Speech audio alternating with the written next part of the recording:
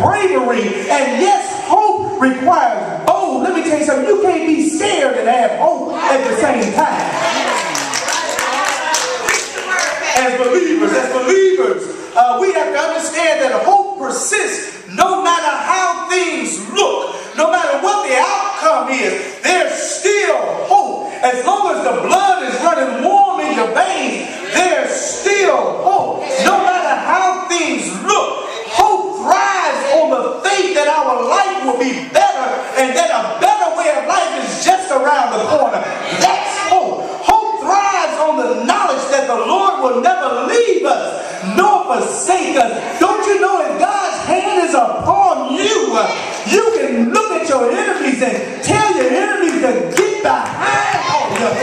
Your enemies don't even have to get behind you, because I read somewhere that he'll prepare a table right there before your enemies. And folk who don't like you and folk who don't understand you, they'll have to sit there and look at you and they can't touch you. The weapons may form, but hallelujah, no weapon formed against you will prosper.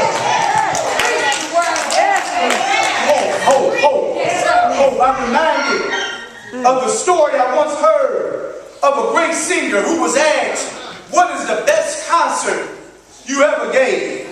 And the singer's reply was, the next one. Let me tell you something. Don't start talking about what you used to do. Yeah. The world is going to do that. Don't you know folks going to remember you win? You stop dwelling on those things that folks said about you. Stop worrying about the things that you did in the past. Stop worrying about where you're at right now. You may be down in the molten mire right now, but hallelujah, there's hope in Christ. And somebody said he'll pick you up and clean you up and turn you around. We need to understand hope. Hope always waits for what's just around the bend. But sin, however, has made such a mess of our world. Don't you know sin is the problem? We got to quit looking at the person and look at the sin. Oh, listen, let me tell you something. We call to love one another in spite of our differences. Help me somebody. But you don't have to love the sin that a person. See, the problem is we accept so much that people do. Let me tell you something. You embrace the person, but they got to park that sin on the other side of the door. Oh yes, we must remember that God has promised to someday restore his creation to its original purpose and perfection. And it is that promise that ought to give you some hope. Oh yes, however, in the meantime, humanity must hold on to the memory of what the Garden of Eden was and the hope of what God's new creation will be.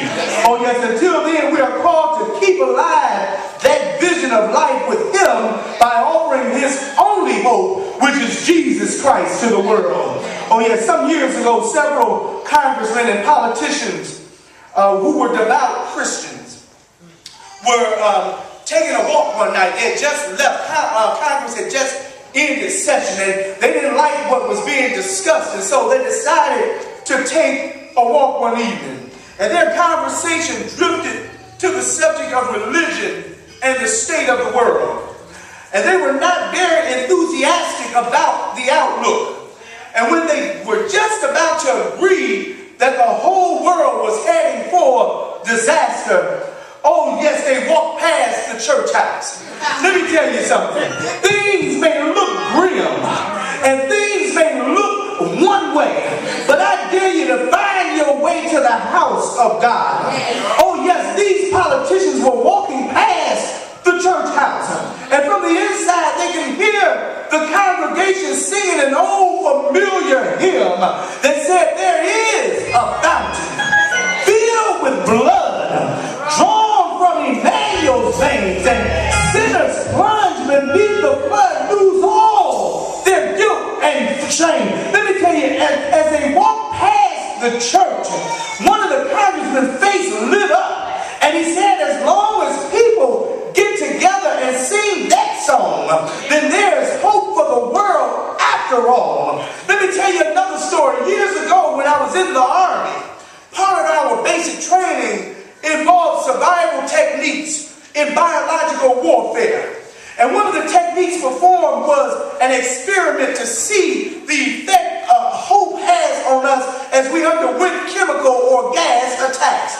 So they placed all of the soldiers, I can remember like it was yesterday, they put us in a gas chamber. You remember that gas chamber? Oh yes, and they gave us a gas mask. And after a few minutes in the chamber, they would make us take the mask off for a few seconds. So we walked in like that. And then we had to take it off. Then they said you got to take 3 big breaths in. And I'm going to just tell you right now, I wouldn't pass the dicks back then. So, you know, I simulated. And they let us put the mask back on. And then they had us do it one more time. And they said on the last time that you did it, you had to stay in there until you walked out of the gas chamber. But the key was everybody had to take their mask off. And so here they go, the man said on the count of 3, and I watched my partners on each side of me as they unveiled the gas. They took their mask off, and I'm still standing there. And they looking at me and they was ready to go.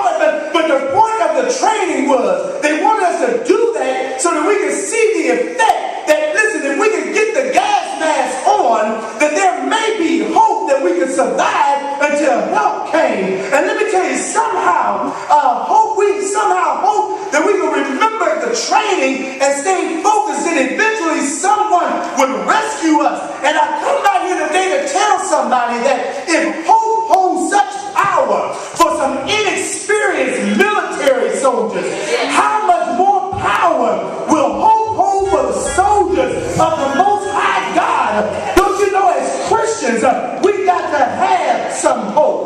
Oh yes, Mother Ford, I found out a long time ago that my hope in Christ is what sustains me. Hope will keep us afloat even if gas goes to $5 a gallon.